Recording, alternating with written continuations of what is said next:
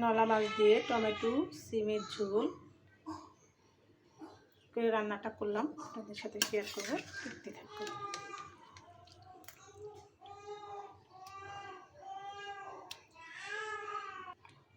সম্পূর্ণই তেল ছাড়া টমেটো সিম দিয়ে রুই মাছের ঝোল কী করে রান্না করলাম এটা আপনাদের সাথে শেয়ার করলাম, আপনারা দেখতে থাকুন।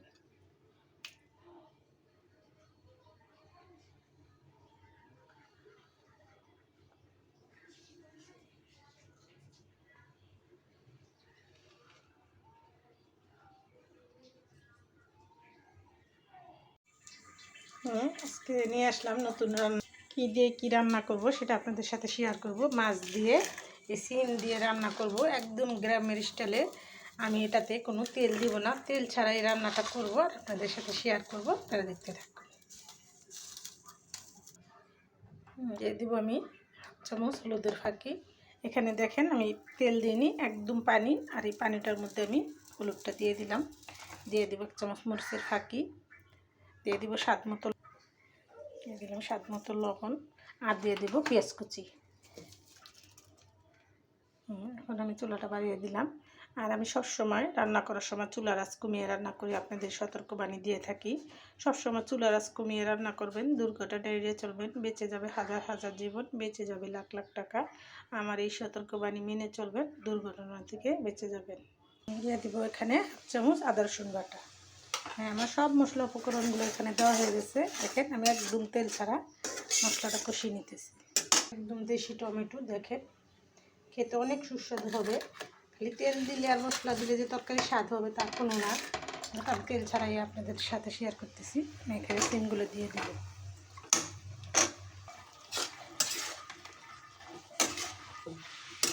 তরকারিটা আমার কষা হয়ে গেছে, আমি এখন মাছগুলো দিয়ে দিব।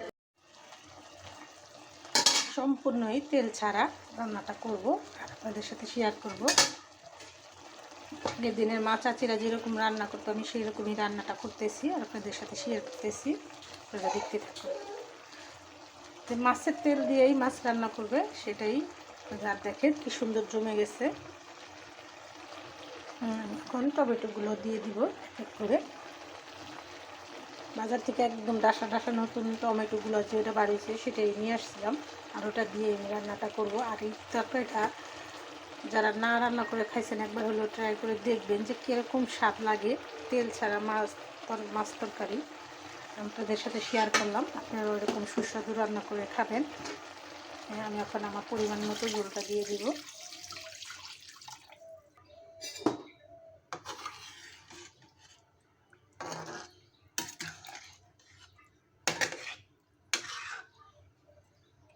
রান্নাটা আমি আরও 10 মিনিট করব। দেখেন কত সুন্দর কালার সবুজ সিমগুলো। আমার সব কিছু দেওয়া হয়ে গেল।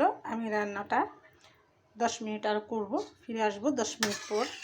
আর এটা কী দিয়ে কী রান্না করলাম এটা আপনাদের সাথে ফুল ভিডিওটা শেয়ার করলাম, আপনারা ওরকম সুস্বাদু রান্না করে খাবেন। আমার নতুন নতুন ভিডিও পেতে আমার সাথেই থাকবেন।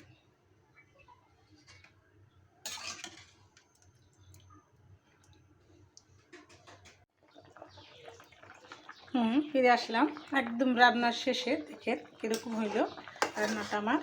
আর আমি কী কী মশলা উপকরণ দিলাম, কিভাবে রান্নাটা করলাম আপনাদের সাথে ফুল ভিডিওটা আমি শেয়ার করলাম। আপনারাও এরকম সুস্বাদু মাছের তরকারি রান্না করে খাবেন। তেল ছাড়া মাছের তরকারি খেতে অনেক সুস্বাদু, আপনারা একবার হলেও ট্রাই করে দেখবেন। আর ভিডিওটা বড় না করে আমি এখানে রেখে দিলাম। আসসালামু আলাইকুম।